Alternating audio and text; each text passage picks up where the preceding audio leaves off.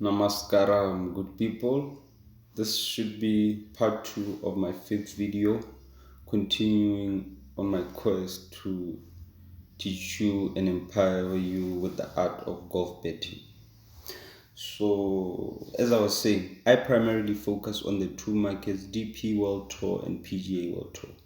So, like I was saying, PGA is the American, the creme de la creme, and the DP is also decent. It's European, African. A lot of the South African guys are there.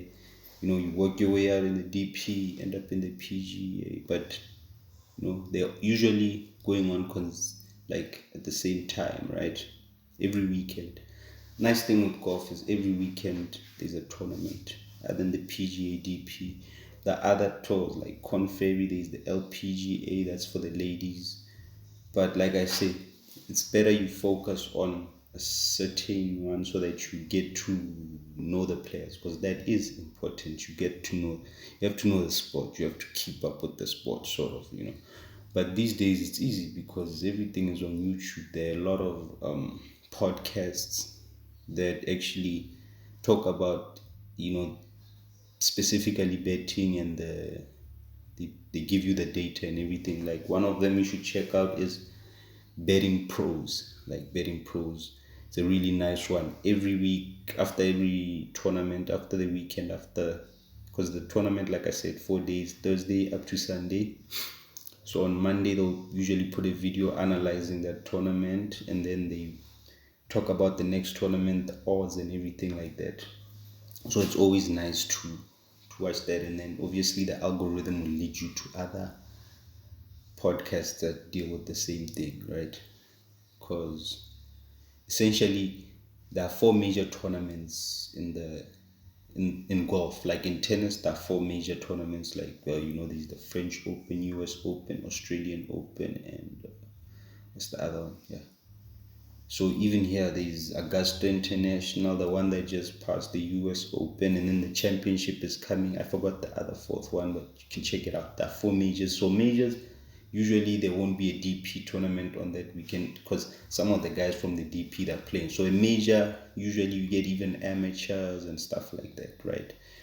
And then yeah, so I'll talk a bit about the because yeah, you can get the amateurs and you can also bet on them, but amateurs sometimes they disappoint a lot of the times. I haven't really gotten my return on counting on amateurs. But yeah, moving on. So usually in golf, it's always good to place bets early.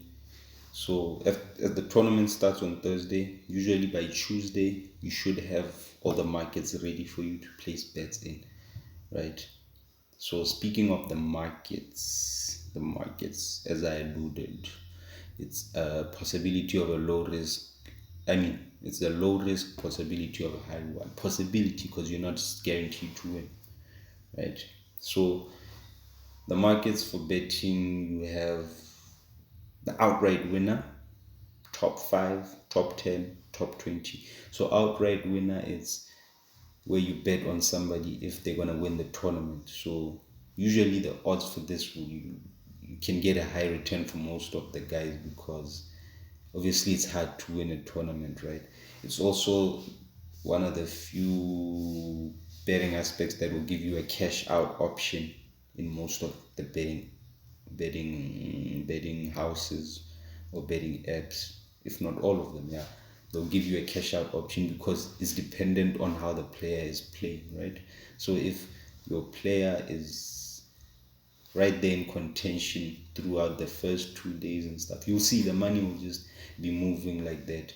If they're out, then it's totally, they like I said, players can make or not make the cut. Some of your players won't make the cut, right? And then you won't have players for the last 2 days. So you also want your, but it's not guaranteed. But usually, if you place bets in a balanced way, not just picking guys at the bottom just because you can win, possibility of winning a lot of money, but then those guys, the chance of them winning is less, right? So you have to balance it. Pick guys that are good, guys that are in the middle, guys that are there, right, at the bottom, and then have a balance. That way you will have players in getting through to the cut. So the other markets are like top five. You can bet on a player to get in the top five. So this one is sort of this the cushion for your money, in that if your player doesn't necessarily need to win the tournament, if they're just in the top five, they're okay, right? But if there's a tie, the money is obviously gonna get deducted a bit. And then you get the top 10. Same with the top five. Like if your player is within the top 10, then you get your money. But still, if there's a tie, there might be a little cut in the money. But those are the ones, and the top 20. So, for instance, you can bet the guys, the amateurs, sometimes in the top 20, because the odds will be high in terms of like you can get a high return, because they're obviously less likely to get in the top 20, because it is tough to get in a top 20 for golf, right? And then you can obviously, like in the major, sometimes you can have the option of who makes the cut, who doesn't make the cuts. I'm sure even other tournaments you can get that option, but generally you get head to head. But I'm just usually focused on outright winner, top 5, top 10, top 20. That's usually where I'm at. So you guys can explore with others, find out more information. Information is all over the place, guys. I'd like to end it here for now, and then I think I'll touch base with this. Yeah, in the next video, I'll just try and sum up, try and figure out what did I not mention, and because I think I was a bit fast on this, especially on the outright winner. Yeah, because I don't know how long I have with this works, but yeah. So essentially, that's how golf is. It kind of gives you that you can bet on different, not just the outright winner. So sometimes you're lucky and you pick somebody, and because you do get guys who are not expected to win the tournament, and then they actually win the tournament, right? So yeah, I'm gonna leave it at that. Namaskaram. Take care.